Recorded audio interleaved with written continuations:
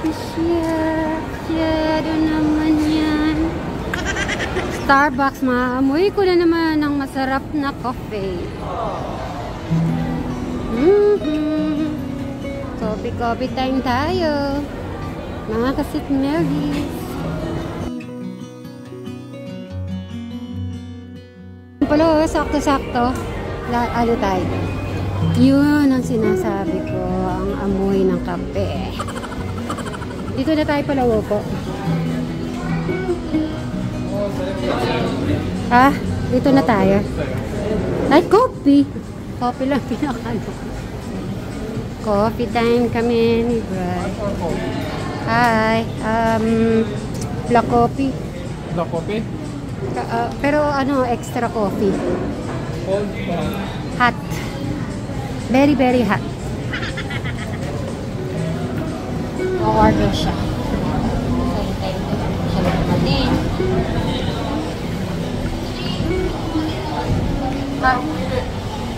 Cappuccino. Extra hot. Tatakot ka dito. Okay, order mo sarili ko. Oo. Kung ano yung gusto mo, yung Java chips.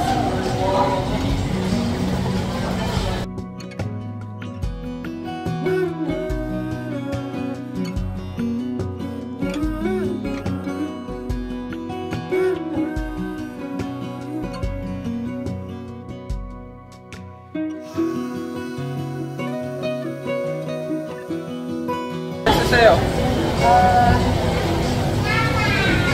Grande? Oo. Ito lang. Lang? Pabalik pa yan?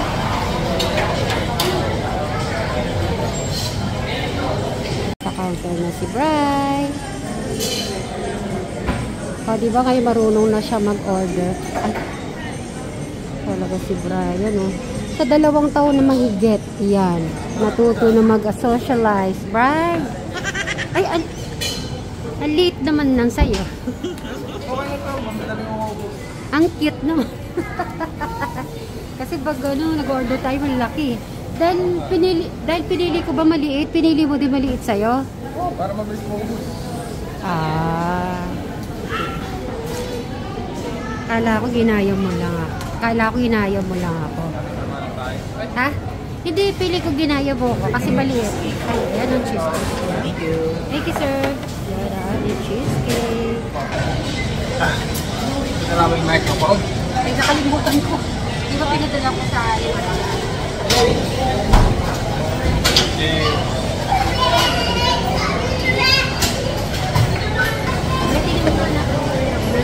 Kala ko, wala eh. Meron pa. Okay naman ah. Okay naman. Dito sa Ganda na tapos mo. sa Okay naman. Bakit ka tinatawa? Ay, hindi tinatawanan mo ako. Kakain na tayo. Ay, hindi tinatawanan mo ako. Ay, hindi tinatawa ka. Bakit? Stop. Happy. Ah, hindi ako. Ganda ka. Ito ko siya. Pwede na. Nanampreg ba ako? Ay, wala. Pwede pa rin.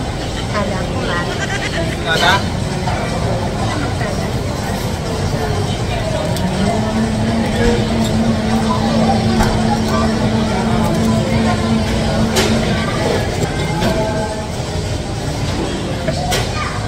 Kaya? Ang palo.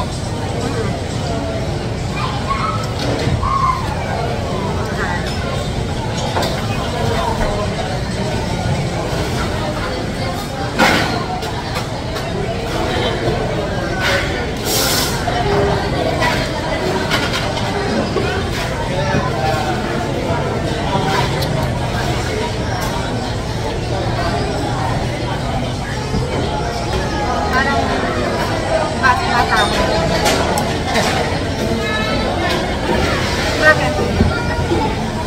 Yun. Parang small sister mo. Parang hindi yung mukha mo yun. Wait ka. Wait ka. Hindi ka yung mukha ko.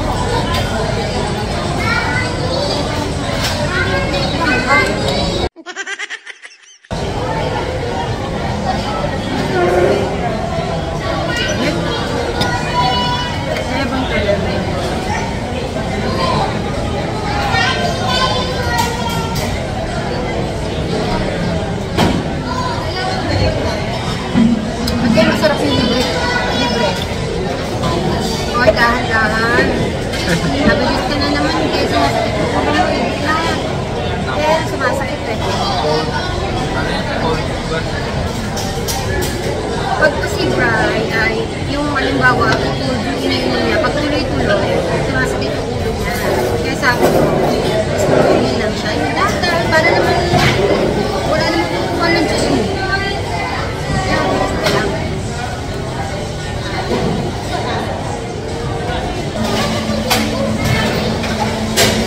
Kaya yun yung mga.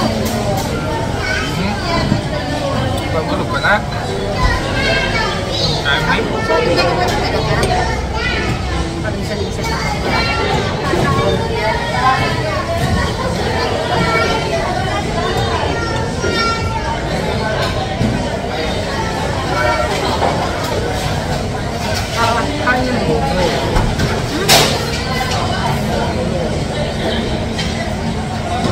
Tingin?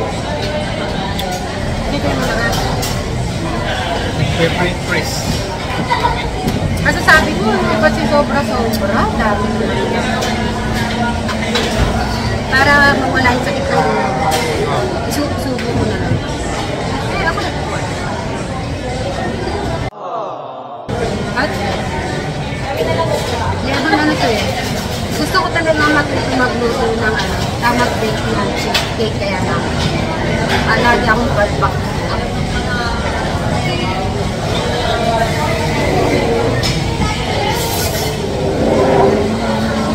Grabe yung no, pusa. Hindi na ngayon siya. Hindi ko pa makakalimutan yung pusa lang. Pagkalabas ko talaga CR, sumilip yung pusa, ikbit sa mouth niya. Yung isang sisiw, umano pa yung sisiw, ang ingay niya. Parang humingi siya ng suklolo. Kaya lang, di ba, palabas pa lang ako, tinawag kita, kaya kinuha kong cellphone para na meron akong proof na siya may kasalanan. Katuloy, hindi ko siya nakuha na. Tumakbo siya sa kabilang bahay. Ang inaalala ko, baka halimbawa si Eric hindi niya mapansin yung ano, yung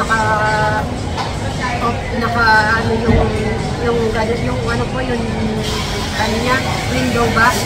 Baka naka-slide yun, hindi mapansin ni Eric. Yun, pumapasok yung pusa. Akala ko, ang pusa kinakain lang, daga, sisiw pala, kinakain. Ngayon ko lang nalaman sa buong buhay ko.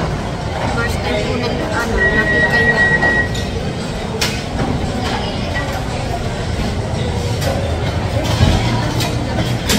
Matay sa alaga ni Eric at saka ni Bri. Yung pala yung pusa, mag-uupo. Kaya,